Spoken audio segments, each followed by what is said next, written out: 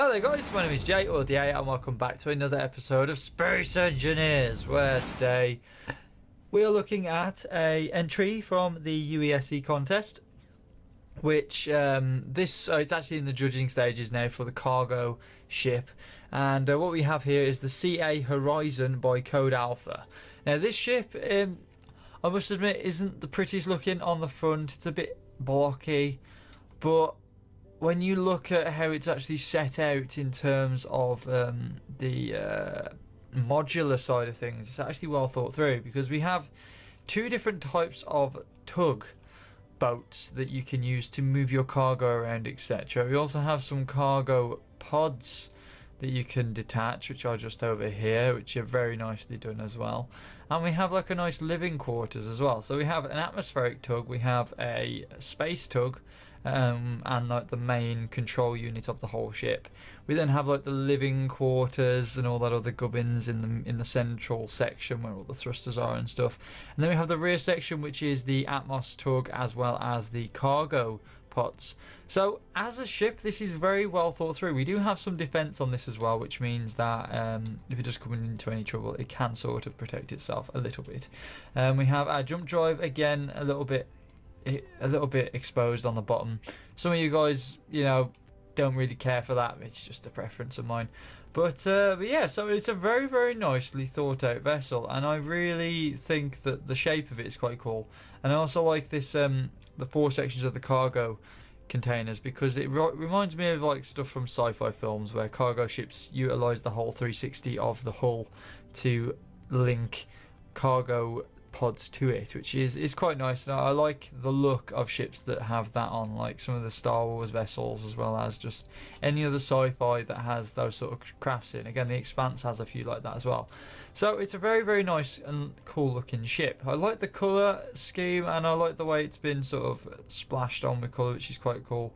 However, again, the lines that you've got just running down here, I feel they're a bit too harsh, and it kind of annoys me a little bit, but I can get over that, and I won't sort of give any marks down for that. It looks nice, and it fits in quite nicely. So let's go in through the docking port here, which is very nicely placed, and we do have cargo capabilities of attachment here as well.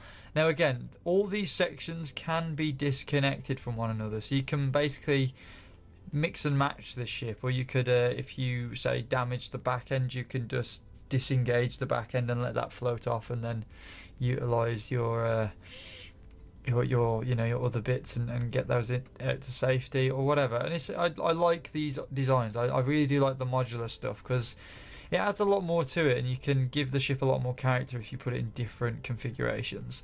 So we'll head through the door, and this leads us to a little bay underneath, which has some gyroscopes in and things. We have three up under here, and then this is kind of like the airlock for the ship. So if we open this door, we will depressurize a little bit, because there isn't an air vent in there, so it only builds up with oxygen from this room. There is no air vent that pressurizes and depressurizes, which I will be honest, scripting for that would have been nice to enable these doors to at least shut, or to have some sort of airlock script involved with this, because that would have been a nice thing to have, especially for that doorway. So the door turns off and basically says you can't come through here until this area is pressurized. So we push underneath the underside section of here, and what you've actually got is you've got a nice little control panel here, which enables you to turn on and off different things, like the merge blocks and the pistons. Merge blocks, ammo lifter. Okay, so we can actually toggle off different sections of the ship, which I don't think is necessarily too safe to have, especially when some of those buttons are on these consoles as well. Kind of feels a little bit dangerous, but overall I like the look of the cockpit, the front cockpit anyway, the main control bridge. It has lots and lots of LCDs that do display relevant information, like how the ship is doing, if there are any blocks damaged. And it just actually look really nice on silhouette, like the silhouette you've got there. It looks like a really cool shape. But yeah, the seating position for the pilot is not that bad actually. You've got a nice view. You can see right to your sides, and you can, you've got a nice upward view. No real underside view, which again would be nice in a vessel like this, being as you're going to be moving around quite a lot, and you potentially don't want to be hitting things and stuff. So that's only one thing. I'm noticing that with a lot of ships. A lot of ships struggle to produce that form to enable you to look underneath you because of blocks and restrictions with all those sorts of things. And yeah, I think it can be done. I've seen it done on some things, but it is a little bit tricky, and you need the right sort of size and style of cockpit to make it work properly. But above in red and green we have sort of cargo and power displays that are just detailing all those bits of information. We also have a beacon that's tucked away back here, some oxygen. We also have the air vent there, which pressurizes this whole thing. Now, pushing on through to the sort of the, I don't know, like the ops room of sorts. So what we have here is we have a lot of details on the programmable blocks that we use to actually produce those images and stuff that's in the actual cockpit, which is cool. I like this. It's like a central server room, and I like how you've got a lot of the blocks just dropped around here. I think maybe he could have just got away with having one large reactor and making it a bit of more of an asymmetrical design in here, because I think having these multiple small reactors doesn't really work too well. If you had one big reactor, I think it'd look a bit cooler. But yeah, so what else do we have in here? We've got another gyroscope. We have some batteries for secondary power, so if we need backup power, because don't forget these modules do detach from one another, so it is good to have battery power, because that means that if it's required you can use that to perhaps get you to a point where you can reattach to the vessel that has the main reactors in. So we are pushing through one of the merge block sections now. So we have 4 merge blocks surrounding us, and then we have 2 airlocks. So it's kind of like a train. It's a very simple but effective way of allowing the transfer between pods. And in here we actually have all the crew departments here and whatever. So we've got 1, 2, 3, 4, 5. We have 6 cryopods up here, which is nice. Very, very good space. Don't forget there'll be quite a few people living on this vessel while it's being, it's transporting goods and whatever else. And then we have the beds down below, which is 2, 4, 6, 8. So we have 8 beds and 6 cryopods. Okay, so I'm guessing that's for perhaps you'd have 2 on, I don't know, 2 on 6 off, something like that, I don't know. And then down here we have a nice little tucked away kitchen, which I do actually like. I like the lighting in here as well. It's very blue. I do think the colour of the kitchen could have been a bit different, because I know the TVSI Type 1 mess hall pack, you can lighten the colours up, and I think maybe a lighter colour on the furnishings in here would have been a bit nicer, because it doesn't look all too good, and you lose a lot of the detail on the granite and stuff on the actual texture. So maybe that just as a little mention, really. Nothing too big, nothing that I'm gonna criticise you too much for. And then we have a med bay tucked away here, which I actually didn't realise was tucked under here, but we have cargo access as well, so we can access our cargo from in here, which is good because we might need medical supplies to fuel this. But I'm guessing, yeah, that's also connected, so the med bay is also connected up. So yeah, it's a nice little space. I like how he's not even put a ceiling in here and just gone, yep, these blocks are okay, the cryo chambers are okay, that works okay. And I never really noticed until I really did look for it. So not too bad, not too bad. So moving on up, we'll go just right down to this end section, and once we get to a door we'll head up to the second floor of this. So pushing on down, we have some oxygen tanks that are stored above.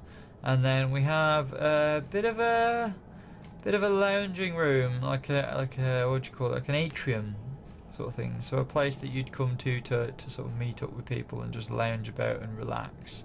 So we've got I think, has the texture changed on these? No, it hasn't. Okay, I just haven't played on it for quite some time. but we've actually got like a nice little pool table, some seating, some ping pong and weightlifting, and a nice plant tucked underneath, which is quite nice. Good use of space. So this actually leads up to the top section now, I think. Or no, or is there? I think there is a second section over there. So up here we've got some nice like Pac-Man and Space Invaders and Mortal Kombat and stuff up here. So again, just more lounging about blocks and more leisurely things to do, rather than, you know, looking after the ship. And then under here we have the washer dryers, which is a cool thing to have. It's one of the other mods that are in here. And then we have the bathroom, which does have a fully kitted out bathroom. We have lockers, shower, toilet and basin, which is nice.